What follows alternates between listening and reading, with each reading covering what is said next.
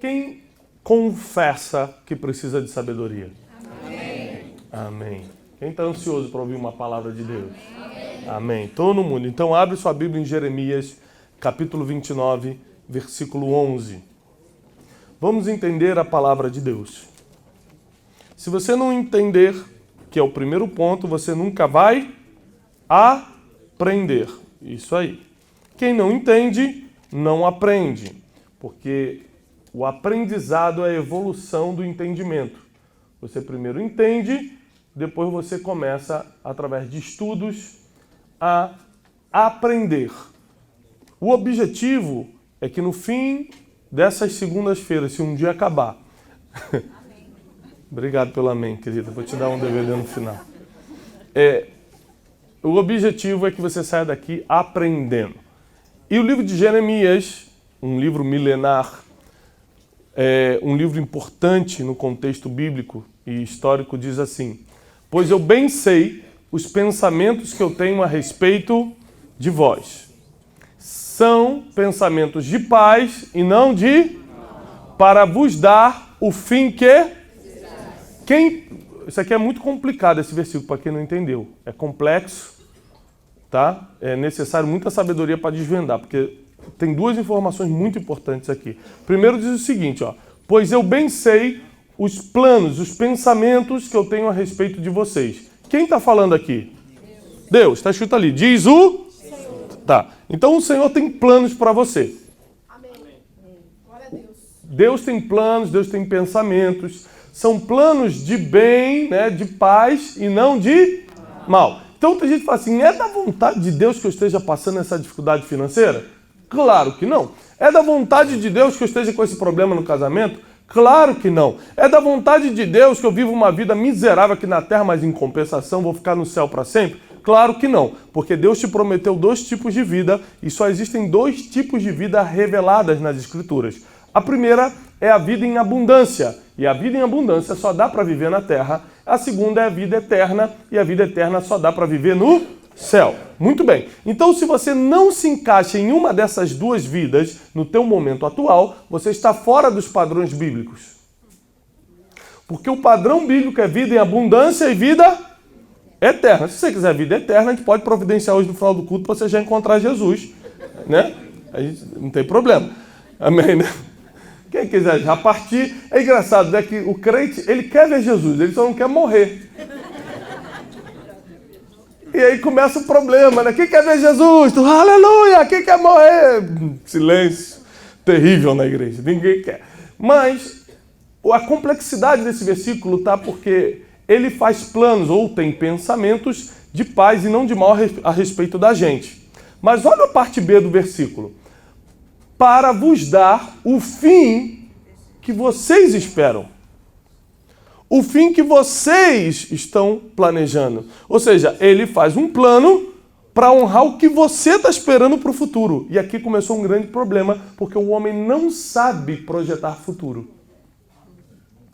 Pare para se imaginar daqui a 10 anos, quem é você? Daqui a 5 anos, quem é você? Como você vai estar financeiramente, na família, espiritualmente, ministerialmente? Quem é você daqui a 10 anos emocionalmente? Como é que está o seu casamento, suas finanças, sua profissão, seu emprego, seu ministério? Quem é você daqui a 5 anos? O ser humano tem um problema seríssimo em projetar futuro, em planejar futuro.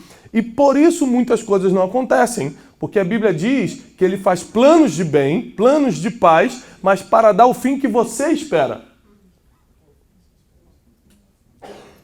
E com Deus, não sei se você já reparou, não funciona muito a generalização. O que você espera? Um plano tremendamente abençoado no fim. Ou seja, não adianta você... Todo mundo quer ter um fim abençoado. Mas a verdade é que o futuro é construído. Fala isso para a pessoa que está ao teu lado. O futuro... ele é construído. Quem já escutou a expressão meu futuro está na mão de Deus? Levanta a mão. Quem já escutou? Onde está escrito isso? Onde está escrito que o seu futuro está na mão de Deus? Você não vai poder dizer porque não tem nada escrito sobre isso. Porque o seu futuro não está na mão de Deus. O seu futuro está planejado por Deus. mas não está decretado. Por que não? Quem tem filhos pequenos aqui? Muita gente. O pessoal gosta de fazer filho, né? Está todo mundo reclamando da crise, mas filho não para de vir. Mas é uma maravilha. Eu tenho muitos planos para os meus filhos. Todos eles são planos de paz. Ninguém faz um plano de maldade para o filho. Tomara que cresça e fique pobre. Tomara que seja um ninguém quando crescer. Ninguém faz planos de mal para o filho. Sim ou não? Então, tudo que eu faço para os meus filhos, para a Júlia e para o José, tomara que sejam grandes homens e mulheres de Deus, que sejam médicos, engenheiros, professores, que sejam missionários. Todos os planos... Vou trabalhar para botar eles numa escola americana. Vou trabalhar para... Você só faz coisa boa, só planejamento bom. Tomara que eles falem 2 idiomas. Eu vou me esforçar para que eles tenham bons amigos. Vou me esforçar para que eles façam as melhores viagens que um ser humano pode fazer. Vou me esforçar para isso. Vou me esforçar para aquilo. Eu tenho muitos planos para os meus filhos. A pergunta da noite é, você que tem filho, qual é a garantia que eu tenho que os meus planos de bem para meus filhos vão se concretizar? Tem alguma garantia? Aliás, a maioria dos planos que os pais fazem para os filhos não acontecem. Ou seja, é exatamente essa situação desse versículo. Deus fez um plano para você, mas não quer dizer que vai acontecer. Por que os planos que eu fiz para os meus filhos podem não acontecer? Porque vai chegar uma idade que eles vão tomar a própria decisão. Vai chegar uma idade que eles vão escolher. Filho, eu queria tanto que você fizesse medicina. Não, pai, tá doido? Nasci para ser engenheiro, meu negócio é engenharia. Mas é meu sonho, eu fiquei 10 anos sonhando com isso. Pai, mas é a minha vida. Eu vou fazer engenharia. Mas vai ser aqui no Brasil, né, filho? Não, pai, vai ser lá no Japão. Que isso, meu filho? Fiz todo o plano aqui, já até comprei a casa ali. Para você ficar perto de papai, tá tudo certo. Não, pai, vai ser engenharia, vai ser no Japão. Ou seja, chega uma hora que os filhos escolhem. Sim ou não? Logo, o futuro não é decretado, não é construído pelo que eu acho ou pelo que eu planejo. O futuro é decretado e construído pelo que eu decido. As minhas decisões de hoje constroem o meu amanhã. O seu futuro não é garantido, não é construído, não é formulado, não é projetado pelas suas orações de domingo, e sim pelas suas decisões de segunda-feira. Porque muita coisa você recebe no domingo, orou, pediu a Deus, você cancela na segunda-feira com uma decisão. Nosso futuro é construído por aquilo que escolhemos e decidimos. As pessoas que eu escolho andar. Escolhi andar com o Edgar. A partir do momento que eu vou orar 3 horas por dia, de alguma forma meu futuro está sendo afetado. Todas as minhas decisões, e para quem não sabe, o ser humano toma cerca de 300 decisões em um dia. Desde as mais pequenininhas, como acordei. Escovo o dente ou vou direto tomar café da manhã? Vou de calça jeans ou vou de roupa social para a escola, para trabalho? Viro para a direita, viro para a esquerda. Vou de carro ou vou de transporte público? Desde as pequenas até as médias e grandes decisões que podem alterar o teu destino. E nós temos ministrado às segundas-feiras aqui sobre sabedoria, porque sem sabedoria você sempre vai decidir errado. E sempre decidindo errado, você está construindo um futuro de guerra, um futuro de escassez, um futuro de maldição. Um futuro que com certeza você não espera. Enquanto Deus fez um plano de paz, Ele está esperando as tuas decisões, porque é com as tuas decisões que você mostra para Deus o que espera. Isso aqui é muito profundo. Você não mostra para Deus o que está esperando para o teu futuro através das tuas orações. Porque seria muito fácil isso. Senhor, eu quero ser rico, quero ser bonito, faz um milagre aí, Senhor. Quero ser rico, quero ser bonito, quero ser amado. Quero morrer com 110 anos numa ilha, Senhor, com meus barcos atracados. Ou seja, se fosse só questão de oração, todo mundo ia pedir isso para Deus e Deus ia atender. Mas você mostra para Deus o que você espera do futuro, para o seu futuro, com aquilo que você está decidindo hoje. Agora, não importa, e aqui eu entro na mensagem de hoje, não importa se você hoje está no meio de um problema sério, ou se você está no meio de uma grande vitória. Nós temos aqui pessoas que estão em situações diferentes. Algumas estão passando por grandes vitórias, acabaram de receber uma boa notícia, estão prestes a comprar uma casa, foram promovidos, entrou um dinheirinho que não estava esperando. Quando entra aquele dinheirinho que não estava esperando, você anda na rua. Mas está dançando, quem está dançando? Não, negócio aí e tal. É impressionante. Tem gente que está vivendo algo bom, mas tem gente também que está aqui, olha que ironia, dentro das mesmas quatro paredes, que estão passando dificuldades profundas.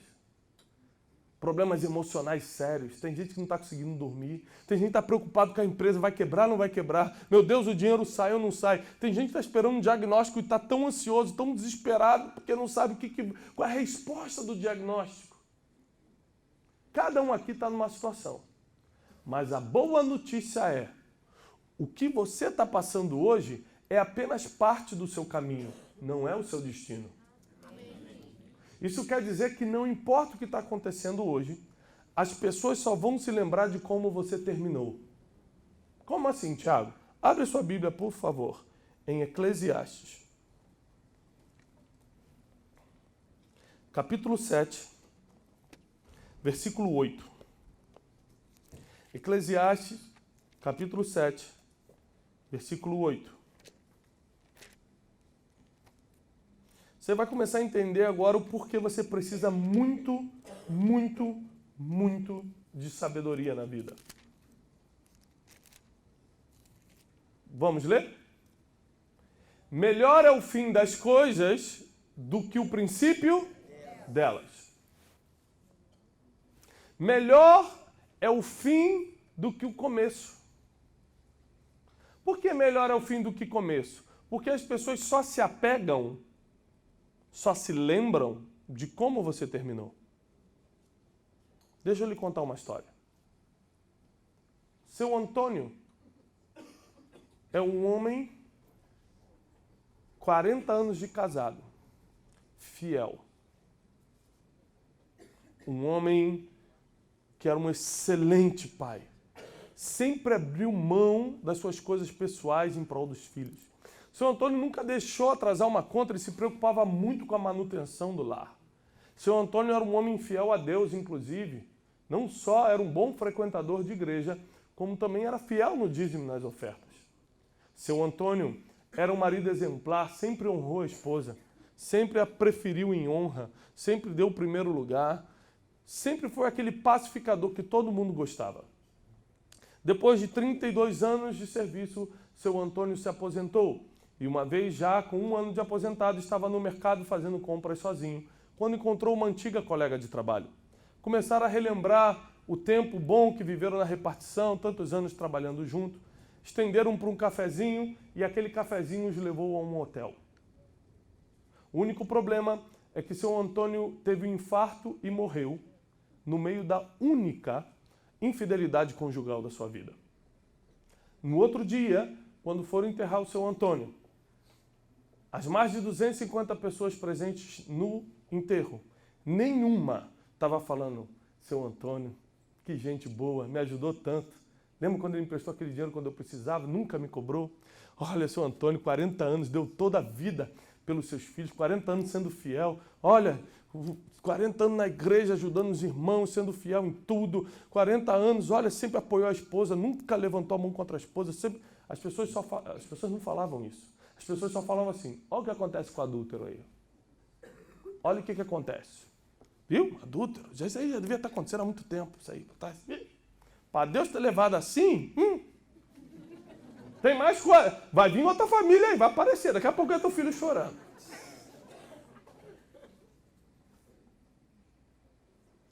Porque você sabe que tem crente que é fofoqueiro demais, né, irmão? Tem crente que tá dando show no diabo. O diabo fala, bonito, hein? Fazer o curso com você.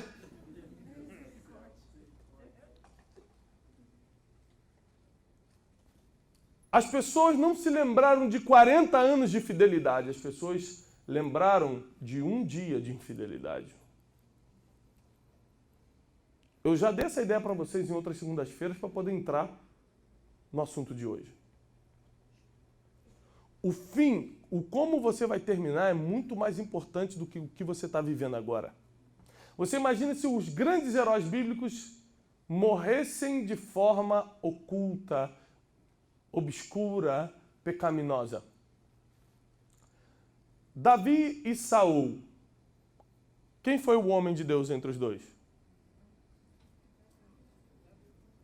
Davi. Davi e Saul, quem foi o grande rei de Israel? Ninguém quer arriscar? Davi. Agora, por quê? Se Davi matou criancinha? Por que se Davi teve relações sexuais com a mulher dos outros? Por que se Davi matou inocente? Por que se Davi foi um adúltero, foi um cara que cometeu tantos erros sérios? Por várias vezes ele entrou em aldeias e mandou matar até as crianças de colo. Por que Davi foi um rei tão celebrado em Israel? 3.000 anos se passaram, você vai lá no Monte Sião, a tumba dele é visitada de manhã, tarde e noite. Saul nunca matou ninguém justamente, Saul nunca traiu a mulher, Saul nunca fez nada disso. E ninguém fala que ele foi um bom rei. Ninguém fala que ele foi um homem de Deus. Por quê? A diferença não está no que eles fizeram durante a vida. A diferença está em como eles acabaram. Como você acaba determina o teu legado. O como você termina determina como as pessoas vão falar de você nas próximas gerações. O como você termina é o que vai definir o sucesso dos teus filhos. O como você termina é o que vale para Deus. Saul fez tudo bem, mas morreu mal, ninguém lembra dele. Davi fez tudo errado, mas morreu bem, todo mundo lembra dele. Esses dias me perguntaram por que Deus permitiu que um herói como Martin Luther King fosse tomado tão cedo, aos 39 anos de idade. Ele podia ter feito muito mais, Fernando, ele fez muito. E foi na hora certa, porque só Deus conhece o futuro. Imagina se ele morresse aos 50, aos 60 anos de idade, na cama da mulher errada. Tudo que ele construiu em prol dos negros seria derrubado por causa de um pecado. Quem está entendendo o que eu estou falando? Amém. Olha como a vida é injusta. Você hoje pode ser fiel a Deus, fiel ao teu esposo, à tua esposa. Hoje você pode ser um homem que nunca enganou ninguém no dinheiro, você pode fazer tudo. Mas tudo que você está fazendo hoje não vale de nada.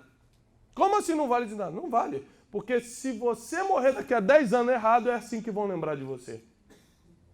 Não, mas eu quero mudar isso. Se você quer mudar hoje, você vai precisar de uma palavra que é o título da nossa campanha. Você vai precisar de O que é melhor? O que dá mais audiência? O primeiro capítulo ou o último capítulo de uma novela? Claro, o último capítulo. Então entenda comigo. O último capítulo da sua vida é o que vai ser falado pelas gerações. Então como é que você pode fazer para ir construindo um futuro? Se o meu futuro, volta lá em Jeremias 29 para mim, 11. Se o meu futuro, Deus falou que vai ser de paz, mas Ele está esperando a gente decidir o que quer, como é que eu faço hoje para alterar, para mudar a minha realidade? Ou seja, o que eu faço hoje, Tiago, provavelmente não vai me levar até o futuro que eu espero. Não precisa levantar a mão. Mas se você tem qualquer coisa obscura na tua vida, qualquer nível de engano ou de mentira, se algum relacionamento teu, seja profissional, matrimonial, qualquer outro tipo, é baseado em cima de mentira, se você frauda pessoas ou coisas, se você esconde uma coisinha aqui, uma coisinha ali, tem gente que acha que assalto é só entrar num banco e roubar, mas na verdade você pegar uma caneta que não é sua e falar, isso aqui é do governo mesmo, eles têm dinheiro, depois eles veem isso, você também está roubando. Se você tem qualquer coisa obscura na tua vida, nesse sentido, a Bíblia diz em Provérbios que quem comete e esconde suas transgressões jamais prosperará. Agora vem a parte mais difícil. Mas quem confessa e abandona isso, alcançará misericórdia. Amém. Você está dando amém? Você já parou para pensar o que é você sentar com uma pessoa e falar, deixa eu te contar tudo que eu fiz de errado na minha vida? Você pode levantar a mão agora e falar que é um homem e uma mulher de Deus, mas você deixaria eu passar só os últimos 15 dias privados da tua vida aqui no telão? Não cutuca seu marido, por favor. Não é momento para acusação, é momento para escutar. Você deixaria eu passar publicamente a sua vida privada só dos últimos 15 dias? Se falar da vida toda, todo mundo morre aqui. Só dos últimos 15 dias? Por que eu estou te falando isso? Porque a transgressão, ela vira um vício. E os vícios definem para onde estamos indo. Vou repetir. A transgressão, ela vira um vício. Ainda mais quando é escondido e ninguém descobre. Mas os vícios definem para onde estamos indo. E pior, a Bíblia diz que aquele que comete transgressões e não confessa, jamais prosperará. Então tem muita gente, aqui não, mas lá para o lado de Alphaville, que fala assim, pastor, eu faço tudo certo e nada acontece de bom na minha vida. Tá aquele dinheirinho para sair, não sai. Quando as coisas vão acontecer, não acontece. Eu achei que ia fechar o negócio, não fechei. A pessoa falou que é tudo certo, era para sexta-feira e não foi. Por quê? Porque jamais prosperará quem tem algo escondido diante de Deus. Então a nossa vida, andando com sabedoria, vai nos tornando também pessoas nobres.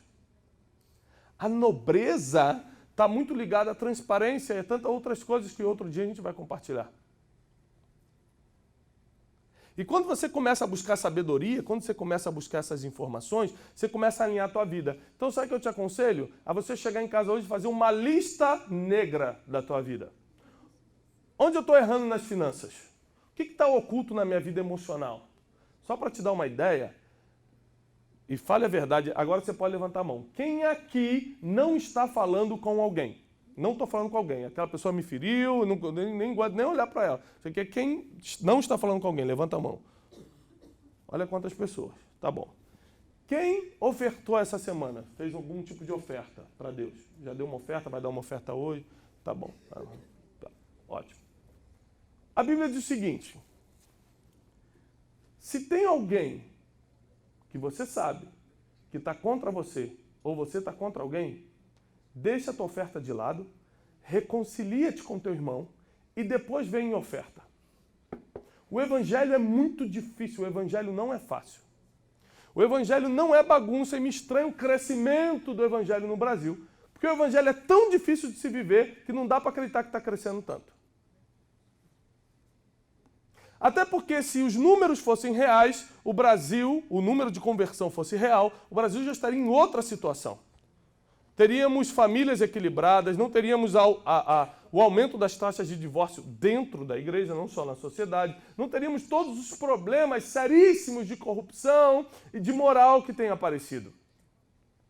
A verdade é que nós não cumprimos os princípios, mas exigimos que Deus cumpra as promessas. E não funciona assim. Então, se eu fizer só uma lista de coisas que nós temos que mudar hoje para continuar essa pregação, provavelmente a gente nem continuaria. Mas um conselho eu te dou, já que nós tocamos nesse assunto. Procura a quem você feriu. Procura quem te feriu. Não importa quem está certo ou quem está errado. Peça perdão e resolve, ponto final. De preferência, dê um abraço, que o abraço fala mais do que 1000 palavras. Só para você ter uma ideia, uma vez eu fiquei 2 anos sem falar com um amigo meu. Eu também já fui pecador também. Fiquei 2 anos sem falar com um amigo meu. Nem lembro por quê. Porque às vezes você para de falar com uma pessoa só porque se sentiu mal, porque ela falou alguma coisa que você não gostou, você já se acha o dono da razão. E o problema de você não falar com alguém, amigo teu, e que você tem que conviver com essa pessoa, assim, porque está no mesmo bairro, na mesma igreja, é que você tem que andar atento. A pessoa está ali, você passa para cá, imagina você está andando no shopping, meu Deus, está vindo, vai para cá. Você anda num pé só na rua, assim, ó, já preparado, já para correr. E eu estava com esse amigo meu numa festa. E eu estava na festa, e eu sabia que teria uma probabilidade dele estar, porque era de um amigo em comum. Então eu estava ligado, irmão. Pensa num cara ligado na festa. Eu olhava para tudo quanto é lado. Quando eu peguei um salgadinho e virei para trás, mas bati de nariz com nariz. Eu tentei mandar o Matrix. Saí, mas não deu. Quando eu tentei sair fora, ele me abraçou e apenas me abraçou. E quando ele me abraçou, eu comecei a chorar e comecei a pedir perdão para ele. Eu falei, meu Deus, mas até hoje eu achava que ele estava errado. Um abraço. Eu falei, cara, me perdoa. Não, me perdoa também. Eu falei, tá bom, então vamos comer uma coxinha, tá tudo certo. Porque tem coisa que a coxinha resolve, né, irmão? Guaraná Dolly não, Guaraná Dolly é do demo, que isso? Só espero que o dono da Dolly não esteja aqui, eu estou brincando. Ou seja, eu fiquei 2 anos pregando o que eu não vivia. E a gente fica pedindo coisas a Deus que Ele nunca vai dar, porque a gente está totalmente contra os princípios. Existem muitas coisas que nós temos que rever na nossa vida e só a sabedoria vai te mostrar, para que você possa hoje já consertar e entrar num novo começo, numa nova situação, numa nova estação. Você lembra como quando aquele jovem rico, em Mateus 19, aborda Jesus e fala assim, bom mestre, o que eu tenho que fazer para herdar a vida eterna?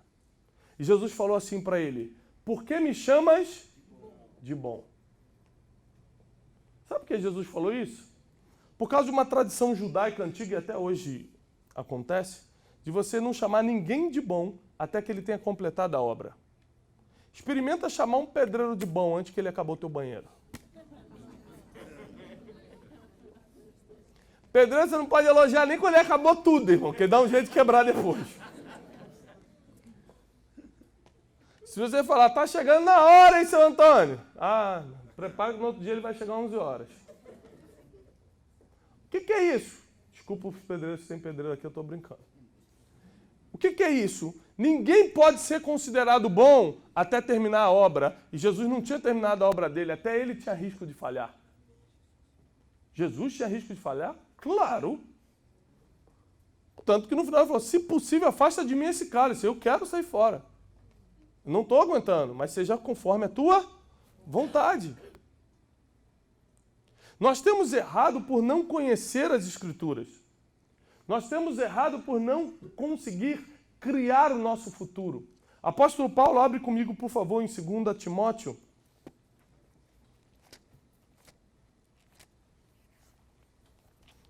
Segunda carta a Timóteo. Capítulo 4, versículo 7.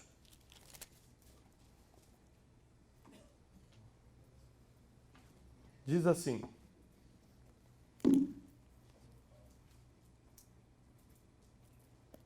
combati o bom combate, acabei a carreira e guardei. Pronto, últimos dias da vida de Paulo. Ele presta contas. Eu combati o bom combate. Eu acabei a carreira e guardei a fé. Eu fiz tudo direitinho.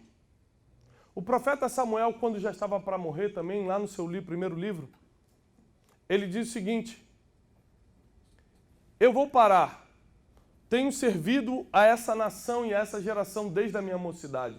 Que se juntem os 12 líderes das tribos. E veio toda a nação com os 12 líderes da tribo. Ele falou assim, se eu falhei com alguém, se eu roubei alguém, se eu defraudei alguém, se eu aceitei dinheiro para ser mais justo com o outro, se eu fiz qualquer coisa, fale-me agora, porque eu vou restituir, porque eu estou entregando o ministério. Eu já vou morrer, estou acabando. E todos os 12 cabeças das tribos falaram, em nada falhaste conosco, em nada nos roubaste, em nada foste infiel. Então ele falou, então eu guardo a carreira agora, eu guardo a fé, eu acabo a carreira. Ou seja, esses homens são lembrados pelo fim que tiveram. Esses homens foram lembrados porque foram fiéis até o fim. A Bíblia tem uma coisa muito profunda com o fim. Fala assim, ó, aquele que for fiel até o fim, receberá a coroa. Jesus Cristo foi obediente até a morte de cruz. Ele foi obediente até o fim. Só que como é que eu construo esse fim? Como é que eu posso garantir que a minha empresa vai terminar bem, que a minha família vai terminar bem? Como é que eu posso saber que o meu ministério vai terminar bem? Quantas pessoas começaram e não acabaram? Levanta a sua mão. Quantos de vocês aqui já começaram alguma coisa e não terminaram? Só todo mundo. Só alguns de todos. A gente começa a empresa e para na metade. A gente começa relacionamento e desiste. A gente começa a empreender alguma coisa e fala, tá muito difícil. E aí, por exemplo, a gente abre um empreendimento. Aí você olha pro vizinho, o vizinho trocou de carro e fala, rapaz, meu negócio não está indo bem não. O negócio agora é vender seguro, olha lá, o rapaz está vendendo seguro, já tá. Aí, a grama do vizinho sempre é mais verde, porque você não está por dentro do problema, você não está vendo o que ele está passando. Então você acha que ele está se dando bem, para o teu negócio no meio e parte para um próximo negócio. E nunca termina nada. Nunca termina nada. As pessoas fazem isso porque sem sabedoria você não tem nem certeza do que está fazendo. Vou lhe fazer uma pergunta, se eu fiz aqui, me perdoem porque eu vou ter que refazê-la. Quem aqui gostaria de ganhar 10 milhões de dólares? O rapaz está desesperado ali, o cara falou, meu Deus! Recebo. Quem gostaria? Todo mundo gostaria. Não, a P não está precisando. 10 milhões de dólares. Pare para pensar agora. Quando você abre aquela tua conta, está sempre com menos 30. O gerente do seu banco sempre te ligando e não é para dar bom dia, é para perguntar, e aí, vai cobrir? Aquela dificuldade louca. De repente você abre e tem, nem sei quantos dígitos são, é tanto que não dá nem para contar. 10 milhões na conta. O que você faria? Qual seria a tua atitude amanhã? Para onde você iria? Olha, irmã, não promete que você não vai cumprir.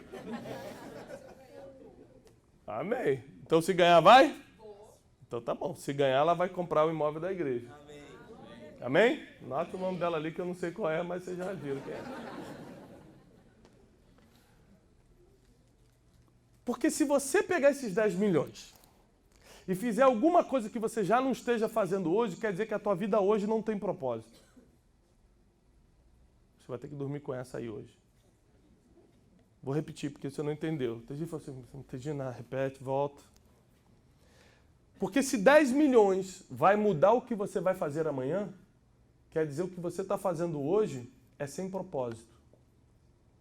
Porque se você me der 10 milhões hoje, eu estou aberto a doações, amanhã a minha vida continua a mesma, eu só vou potencializar algumas coisas, mas vou continuar dando aula, vou continuar pregando, vou continuar com a mesma família, na mesma igreja, fazendo as mesmas coisas. Vou potencializar talvez uma casa, vou potencializar talvez um carro, eu potencializo o que me facilita a vida, mas não mudo minha vida, porque minha vida está firmada em um propósito. Por quê? Porque eu estou construindo o meu fim.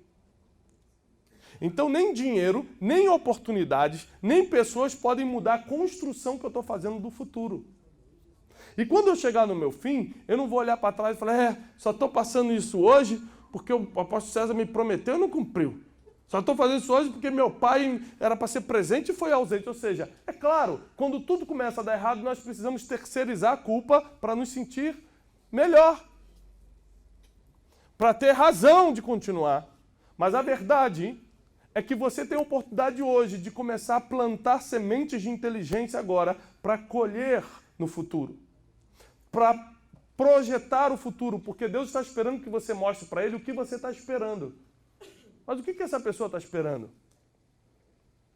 Eu fiz planos de bem, mas conta para mim, através das tuas decisões e escolhas, o que você realmente está esperando.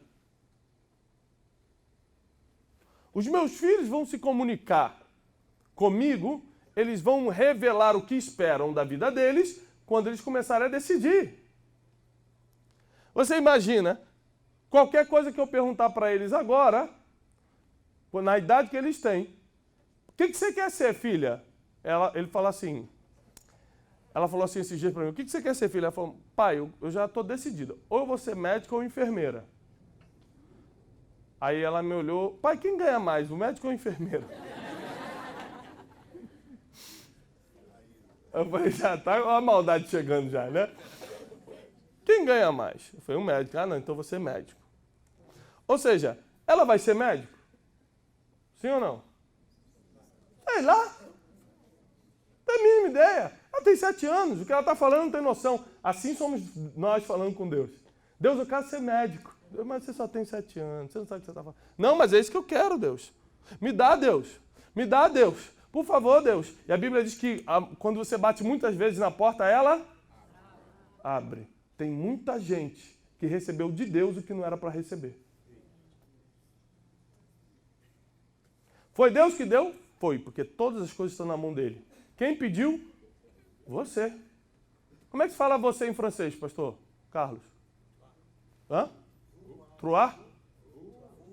Vous? Você está todo mundo sabendo francês aqui, gente? O que está acontecendo? Ah, é? Vous? Votre? Ou seja, quem escolheu foi votre.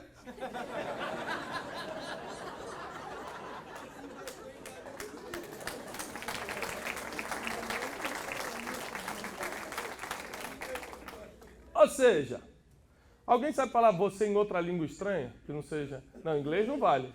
Ah, you. Hã? Yay? É em que... Holandês? Mas bem que eu reparei que essa era da Holanda mesmo. Eu estava olhando aqui. Essa aí é holandesa. Ou seja... Presta atenção. Qual o fim que você vai ter? O fim que você está pedindo. Está pedindo como? Com as decisões e atitudes. Porque o que você está falando, Deus não está considerando. Quem está entendendo os exemplos? Deus não está considerando que você está falando que você é um bebê. Você não sabe o que quer. Quem aqui... Ah, isso aqui vai ser para te matar. Quem aqui já lutou muito por alguma coisa? Por exemplo, um carro. Ah, quando eu comprar esse carro, mas meu Deus, vou ser feliz. Quando comprou o carro. Falei, bom.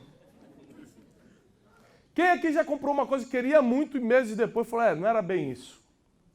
Todo mundo. Meu Deus, vocês estão mal mesmo. Ainda bem que chegou esse negócio da sabedoria para ajudar.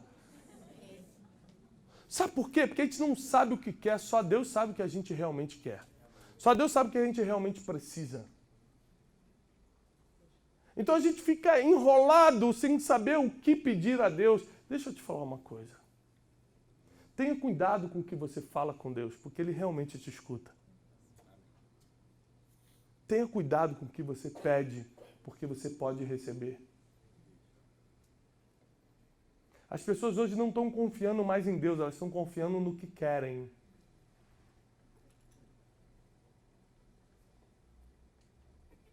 Eu já contei para vocês, eu vou repetir porque tem muita gente nova aqui. Minha filha quase todo dia me vem pedir doce. Pai, me dá um chocolate? Não. Pai, me dá um doce? Não.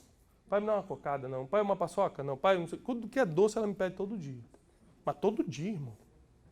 Pai, me dá isso não. Pai, me dá aquilo não. Pai, não.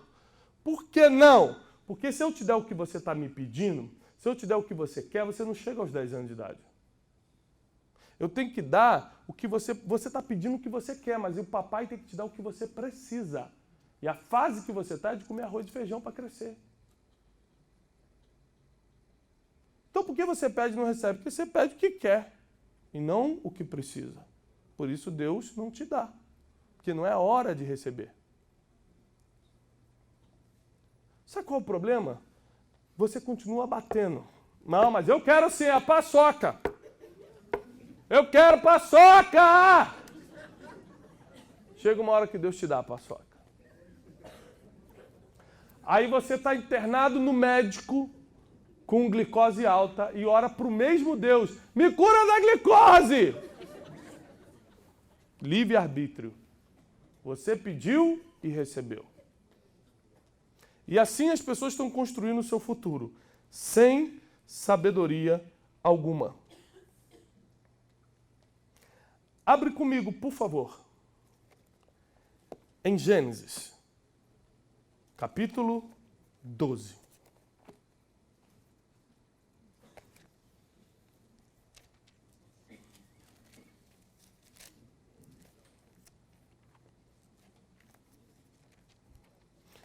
Versículo 1, um dos versículos mais famosos da Bíblia. Diz assim: Ora, o Senhor disse a Abrão. Anote bem isso aí, tá? O que ele disse? Sai da tua terra. Número 1, sai da tua. Número 2, sai da tua. Número 2, sai da onde? E a terceiro, sai da casa e vai para a terra que eu te mostrarei. Uma pergunta: Abraão saiu e foi? Ah, não é possível, gente. O nome dele é pai da fé por causa de quê? Porque ele saiu e foi. Foi ou não foi? Foi. Olha, ele está numa terra que não existia Deus. Uma terra de vários deuses, uma terra pagã.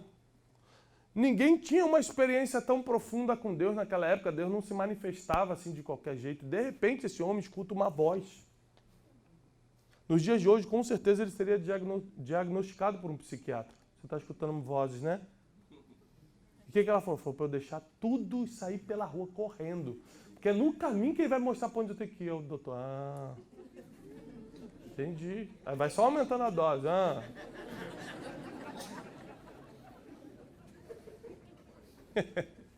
É ou não é, pessoal? O cara escuta uma voz que dá uma ordem sem sentido. Larga tudo. Larga a tua segurança financeira, que é o teu pai que era empresário. Larga a tua segurança emocional, que é a tua família, teus parentes, tua infância aí, as ruas que você cresceu. Larga tudo isso e vai sem destino, que eu te mostro para onde você vai.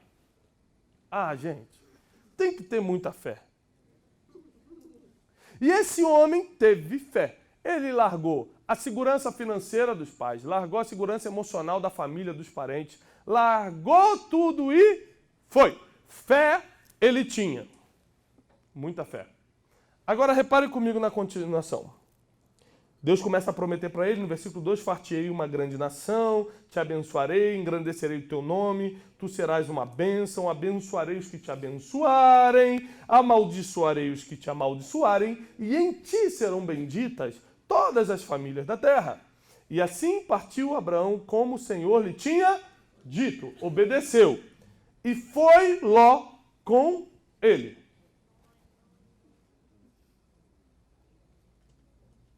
É engraçado que ninguém entendeu nada e ficou olhando para a televisão. Não entendi, não. Vamos repetir os 3 pontos que Deus mandou ele fazer. Sai da tua, sai da tua e sai da casa. E Ló era sobrinho. Sobrinho é parente? Hã? É. Aí ele obedece a Deus porque tinha fé, mas não tinha sabedoria para escolher quem ia com ele. Fé suficiente, sabedoria negativa. Na escolha de quem seria seu companheiro de viagem, seu destino foi alterado. Porque a ordem é de Deus, mas a escolha é tua, sempre. Deus não pode interferir no teu livre-arbítrio, isso tem que ficar claro nesses dias. Deus não pode interferir no teu livre-arbítrio. É por isso que na hora da decisão ele nunca está contigo. Jesus na cruz, Pai, por que me desamparaste? Não é que eu não estou contigo, não é que eu te desamparei. É que você está decidindo, eu não posso estar nesse momento. Senão não existe livre-arbítrio, senão você é só um boneco de marionete, eu estou brincando com você. No final sou eu que decido mesmo. Não, escolhe. Depois você escolhe, eu entro. Seja para te honrar ou para te corrigir. Honrar pela decisão correta ou te corrigir pela errada. E ele decide, Abraão, levar Ló consigo. É claro, Ló era mais jovem, Ló seria uma segurança física para o caminho, andar com Sara, com aqueles camelos, atravessar um deserto inteiro, atravessar nações, não devia ser tarefa fácil. Ele precisava de uma segurança até emocional, ter alguém para conversar, alguém para apoiar, para dar aquele tapinha nas costas. Vai, falta pouco, você consegue. Porque tem gente que ainda que tenha fé para obedecer a Deus, quer ajudar Deus escolhendo alguém para ir no caminho. Quer levar, qual é o nome daquele? Um patuá. Lembra do patuá que quer levar? Vai que dá errado, vai que Deus muda o negócio, tem um negocinho aqui para, né, padre, dar uma ajudada forte aqui. Dar uma fortalecida.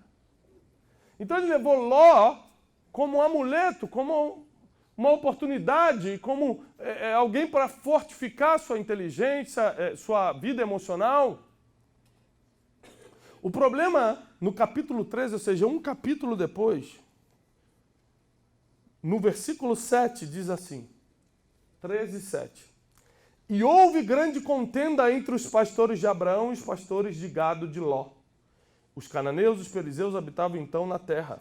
E disse Abraão a Ló, ora, não haja mais contenda entre mim e ti, e entre os meus pastores e os teus pastores, porque somos irmãos. Aqui, ele já estava resolvendo um problema que ele não deveria ter entrado. Muitos problemas da tua vida hoje, você não deveria ter entrado. E cada problema que você está vivendo hoje, de alguma forma está alterando o futuro. E é pelo futuro, ou seja, por como você vai terminar, que as pessoas vão lembrar de você. Guarde isso na mente, você saber o porquê dessa palavra. Continuando. Não está toda a terra diante de ti? Eia, pois aparta-te de mim, ou seja, sai fora. Se escolheres a esquerda, eu irei para... E se a direita escolheres, eu irei para... Esquerda. Ou seja, você que entende um pouquinho do português, para uma pessoa falar essas palavras que estão escritas na Bíblia, ela estava tranquila ou nervosinha? Amado, eu queria conversar contigo hoje, para nós entrarmos num acordo. O acordo é bem simples. Se você escolher a esquerda, eu irei voluntariamente para a direita. Mas caso o amado escolha a direita, não tem problema, eu irei para a esquerda. É assim que você dá uma notícia dessa? Fala assim, meu irmão, não tem mais briga entre eu e você. A gente é irmão, não estou te aguentando mais. Vai para a esquerda que eu vou para a direita. E se você for para a direita, eu vou correr para a esquerda. Ou seja, um problema que ele não precisava estar passando. Perdeu o gado, perdeu a segurança que tentou levar pelo caminho. Agora, escute o pior depois. Versículo 14. E disse o Senhor a Abrão, depois que Ló se apartou... Vamos, peraí, preste muita atenção nisso. E disse o Senhor a Abrão, depois, fala comigo, depois que Ló se apartou dele. Olha o que Deus disse para ele. Levanta agora os teus olhos. Por que levanta os teus olhos? Porque Ló em hebraico significa véu. Ele obedeceu a Deus, mas levou um véu para os seus olhos. E sem sabedoria, somente com fé, você vai obedecer a Deus. Você vai crer que tudo é possível, mas sempre vai ter um véu diante dos seus olhos. E você não vai conseguir ver o óbvio. E você não vai conseguir tomar as decisões mais simples da vida. Tinha um véu nos olhos de Abraão. E ele não conseguia ver o óbvio. Qual o óbvio? A palavra vai revelar agora. Levanta agora os teus olhos e olha desde o lugar onde estás, para o lado do norte, para o lado do sul, para o oriente e para o ocidente. Olha só, olha para o norte, olha para o sul, olha para o oriente e olha para o ocidente. Olha para o norte, olha para o sul, para o oriente e para o ocidente. Olhou? Olhei. Continua aí. Porque toda essa terra que vês, te hei de dar a ti e a tua descendência para sempre. Quando ele sai de Ur dos Caldeus, a palavra é, vai para a terra que eu te mostrarei. Deus só mostra quando Ló sai do lado dele.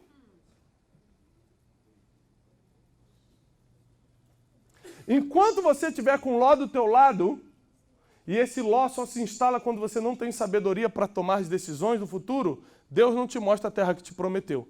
É por isso que tem gente que morre do jeito que morre, termina do jeito que termina, não conquista nada, começa e nunca consegue acabar, tudo fica pela metade, não consegue se relacionar com ninguém, começa um negócio, parece que vai entrar o dinheiro e nunca entra, nada dá certo, porque ele decidiu levar um Ló consigo, um véu para os seus olhos.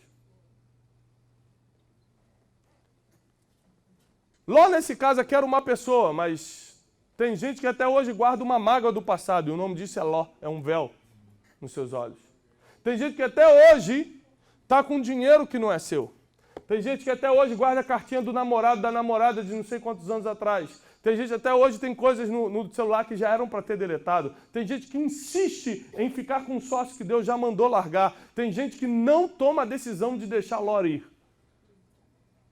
E só quando Ló vai embora, e só quando Ló sai do teu lado, Deus fala, agora levanta os olhos que eu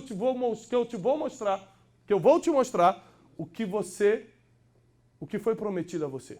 Agora levanta teus olhos que eu vou te fazer entender a promessa de anos atrás. Quem aqui dentro tem uma promessa de Deus? Amém. E quem não tem vai sair daqui com uma, eu garanto. Amém. Quem não tem vai sair daqui com uma. Amém. A promessa só se cumpre se você está liberado dos lós da vida. Por quê? Porque Deus não pode dar o que é teu para o Ló. Isso aqui é muito profundo. Deus nunca vai deixar Ló com medo que era só para você. Então, enquanto Ló está do teu lado, o que é teu, a terra que é tua, ele não dá. Quando você tira Ló, é um nome que estava num documento.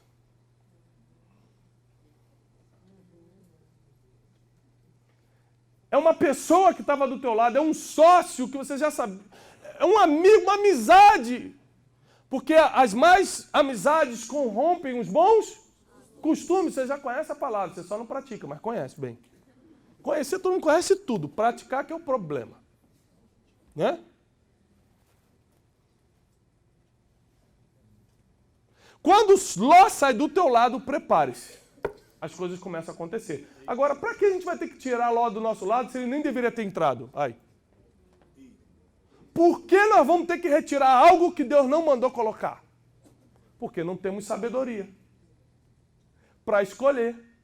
Por que Deus não evitou isso? Porque Ele respeita o teu livre-arbítrio. Você decidiu colocar isso na tua vida. Nada do que acontece na tua vida hoje foi por causa de terceiros. Você decidiu. Ah, mas me roubaram, aqui tomaram tudo de mim. Eu atendi um empresário essa semana e falou, me enganaram, me fizeram mudar todo o documento e acabaram roubando minha empresa. Eu falei, rapaz, deixa de ser criança. Eu não vou acreditar nessa tua história não. Arranje um pastor que acredita. Por quê? Porque você decidiu. Quando colocou essa pessoa dentro da tua empresa, quando ele te botou uma arma na cabeça e falou assim, não, ele só me enganou. Então por que você não consultou a sabedoria? Por que você não reuniu teus conselheiros para saber se era ou não era? Por que você não falou com alguém? Porque você decidiu. Ah, mas é que eu não sabia, porque não tinha sabedoria. Abraão também não sabia que ia passar esse problema com Ló, senão não levava. Você não tem como prever o dia de amanhã, vai prever daqui a 10 anos? A única forma de você construir o seu futuro é adquirindo sabedoria. Por isso a Bíblia diz, compra a sabedoria e adquire a inteligência. Se tem algo que eu não posso orar para você ter, é a sabedoria. Eu posso orar por muitas coisas, eu posso orar para que você tenha unção, eu posso orar por transferência de poder, transferência de riqueza, até transferência de riqueza a Bíblia dá respaldo para isso. Agora, transferência de sabedoria eu nunca vi. Porque tem que comprar sabedoria. O que você precisa para virar a chave que está faltando na tua vida e abrir a porta do teu futuro é sabedoria. E nós temos falado incansavelmente às segundas-feiras aqui, pague o preço que for para ter a sabedoria, ande com as pessoas melhores do que você, leia os livros certos, escute as pregações certas, faça o que você tem que fazer para crescer, para se desenvolver, para entender. Porque senão você não vai reconhecer o Ló que está do seu lado na sua vida, você nem sabe onde está errando sem sabedoria. Nenhuma pessoa anda comigo. Nenhuma pessoa aperta a minha mão. Nenhuma pessoa aperta a mão no sentido de fechar negócio. Nenhuma pessoa está do meu lado se a sabedoria não tenha liberado ela de estar comigo. Porque eu sei quanto vai me custar tomar uma decisão errada agora. Eu sei o quanto vai me custar se eu não souber escolher quem trabalha comigo, com quem eu me relaciono, com quem eu aprendo, de quem eu recebo. Eu sei o quanto vai me custar se eu colocar um Ló na minha caminhada agora. É fácil no início. Sabe por que você coloca... isso aqui... Você sabe por que coloca Ló na sua vida? Porque no início ele te dá segurança. Ele empurra o camelo para você, ele fala que tudo vai dar certo, dá o tapinha nas costas. O problema é que quando o teu gado começa a multiplicar, ele quer a metade. E quando começa o problema, ele começa a contender com os teus pastores de gado. E fala, não, peraí. Isso aqui é meu, eu estou te ajudando. Fala assim, não, mas a ideia é minha. Deus deu para mim. Não, mas a ordem foi para mim. Eu que vou ser o pai de grande nação. Nós dois, meio a meio, half.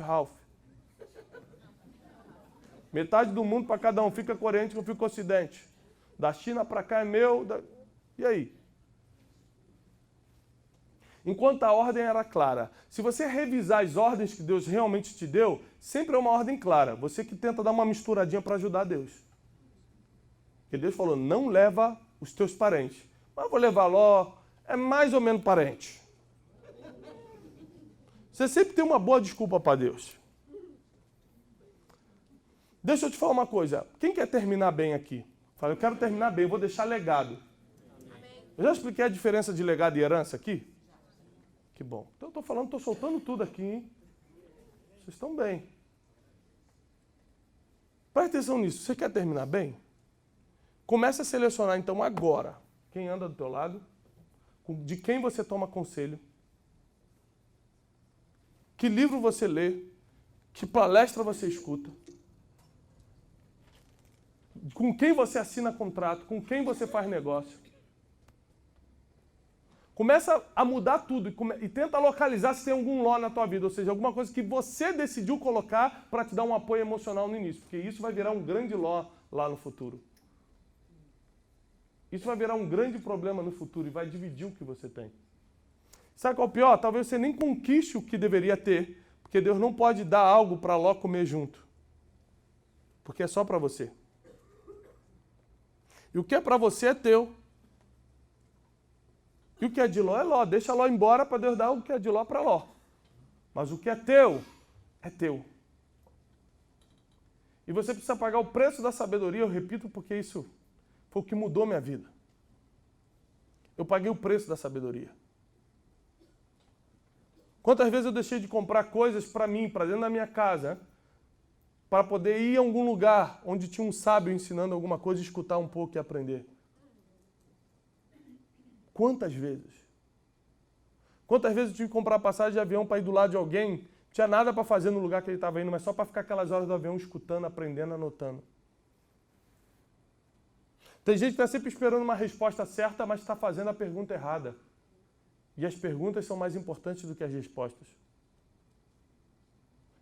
A Bíblia diz, quando Jesus aparece aos 12 anos de idade, que ele crescia em estatura, em conhecimento e em sabedoria. Porque sem sabedoria até Jesus tomaria a decisão errada. Se você refletir nas suas últimas decisões, se você refletir agora nas suas últimas escolhas, se você refletir agora nos seus últimos contratos, se você refletir agora nas suas palavras, porque se tem uma coisa que a sabedoria te dá é controle nas palavras. Quantas pessoas se afastaram de você pelo que você falou? Quantos negócios deixaram de andar porque você foi precipitado no falar? Quem aqui estava com o negócio praticamente fechado, aí começou a contar para todo mundo e o negócio não aconteceu? Todo mundo. A história é antiga. Por quê? Porque não se fala o que está para acontecer. Isso só a sabedoria te ensina ou 40 anos apanhando. Um dos dois, você escolhe. Ou adquire sabedoria agora, ou quando tiver lá para os 70 anos, você fala, isso tudo aconteceu porque eu falei demais. A sabedoria te ensina agora, não importa a idade que você tenha. Eu lembro de uma oração que eu fiz aos 15 ou 16 anos de idade. Eu dobrei meu joelho e falei, Senhor, eu quero ser um jovem com 20 anos, com cabeça de 60. E uma coisa que sempre falaram para mim, até minha esposa falava para mim, você é muito velho. Foi porque eu pedi isso a Deus. E meu filho tem 3 anos de idade e a gente fala assim, mas o José é muito velho. O José não quer ficar sem camisa, o negócio dele é fazer o que eu faço. Mas por quê? Porque a sabedoria te dá um aspecto de maturidade. Eu não consigo fazer o que um jovem da minha idade faz. Para quem não sabe, eu tenho 23 anos. Recebe aí a palavra profética. Você riu por quê? Olha, gente, olha. Tô brincando. Tenho 35. Não deixo de ser jovem. Mas por quê? Como é que a sabedoria chegou se eu não estou na idade da sabedoria? Como assim a idade da sabedoria? Que depois de muitos anos apanhando e tal, se você refletiu em tudo, aprendeu com a vida, lá pelos 50, 60 anos de idade, você começa a equilibrar as decisões, começa a falar menos, né? Começa a investir melhor, começa a ver quem é ló e quem não é na tua vida.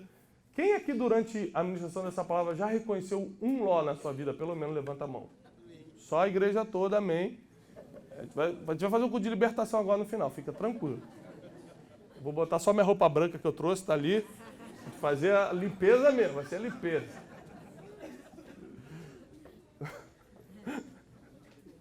Tô rindo para não chorar, né? E se você pagar o preço que for pela sabedoria, você vai falar melhor, vai deixar de expelir pessoas da tua vida, vai decidir melhor, vai investir teu dinheiro melhor,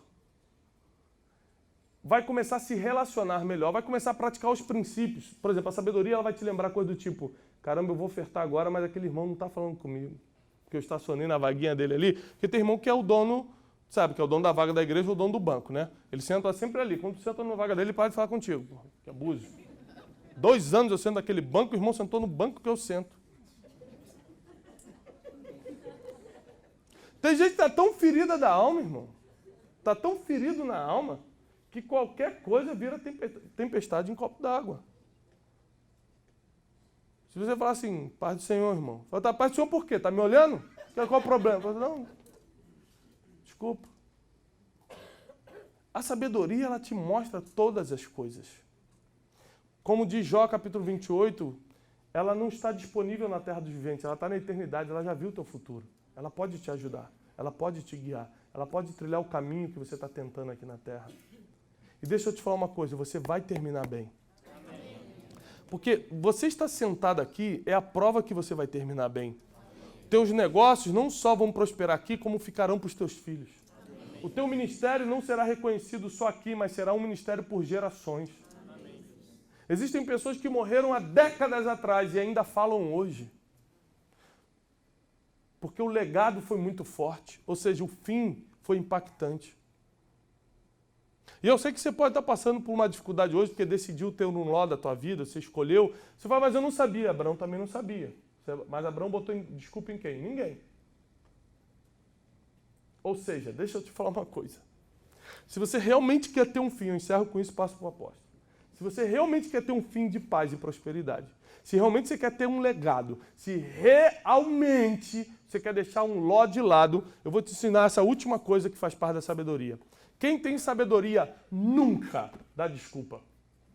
Deus te levanta até dos teus fracassos, mas nunca das tuas desculpas. Fracassei, errei, não tem problema, eu te levanto, eu te dou uma segunda chance. Ah, mas Senhor, sabe o que foi na verdade? Foi porque o apóstolo Lute falou que ia me atender, não me atendeu, aí eu fiquei chateado e acabei pecando. Tem gente que está sempre com uma desculpa. Por que Davi e Saul terminaram diferente? Eu te provo na Bíblia. Por que Davi terminou bem e Saul terminou mal? Te provo. Aliás, qualquer um, várias pessoas. Todo homem que deu uma desculpa para Deus, todo homem que viveu de desculpas, foi expulso da presença dele. Adão, o que você fez? Não, fui eu não. Foi a mulher que tu me deste. Sai do paraíso. Todo homem que deu uma desculpa foi expulso da presença de Deus, porque Deus te levanta dos fracassos, mas nunca das desculpas. Saul, para quem não lembra como ele perdeu o reinado, foi no 2º ano do seu reino. No 2º ano do reinado de Saul, os filisteus vieram atacá-lo. Ele ficou com medo, porque os israelitas começaram a fugir, porque os filisteus eram muitos, e porque o profeta Samuel, que era a segurança espiritual, não tinha chegado ainda. Então sabe o que Saul fez? Olhou para o povo, viu que o povo estava fugindo de medo, mandou trazer o sacrifício e sacrificou. Sacrificou para quem? Para Deus. Não é bonito sacrificar para Deus? Para pedir segurança, para pedir a proteção. Vamos fazer o seguinte, vamos fazer depois, querido louvor. Vamos fazer depois, senão vai me distrair. No final aqui eu vou perder a benção. Presta atenção.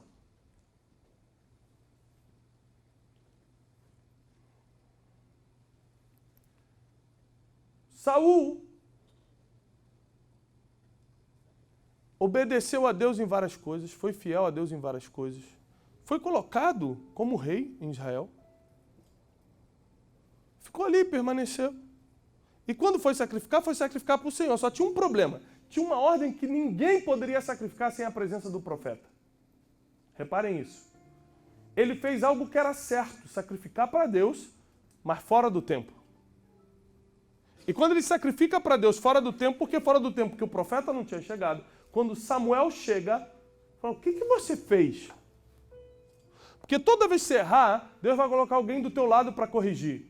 Por isso que a Bíblia em Provérbios cita mais de 19 vezes: ama a repreensão e acharás a vida. Ama a repreensão e habitarás com a sabedoria. Ame, abrace a repreensão para que eu dê descanso à tua alma. Ou seja, a repreensão é de Deus. Deus só repreende a quem ama. Da mesma forma que você vê um pai que não corrige seu filho, duvide do amor desse pai. E Samuel chega e fala, o que você fez, Samuel? Aí Samuel fala para Saul, o que você fez? Saul respondeu, claro, você queria que eu fizesse o quê? O povo estava com medo, você estava demorando e os filisteus estavam avançando. Sacrifiquei mesmo. Samuel vira para Saul e fala, hoje Deus toma o teu reino. Hoje tu serias estabelecido em Israel para sempre, mas pelo que você fez, ou seja, porque você deu uma desculpa, eu tomo o teu reino. Deixa eu te falar uma coisa. Alguém aqui sabe quantos anos Saul reinou sobre Israel?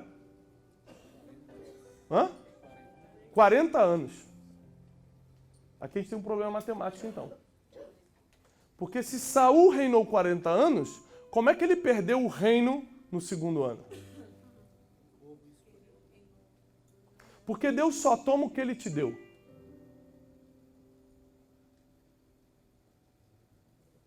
Deus só toma o que ele te deu. O que você conquistou pelas tuas forças, ele nunca vai te cobrar.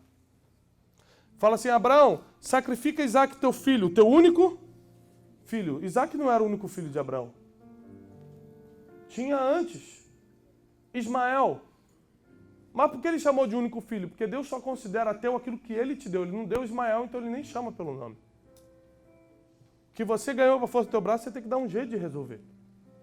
O que ele te deu, ele pode pedir. E quando Deus te pede, você já perdeu. Seja na mão dele ou na mão dos homens.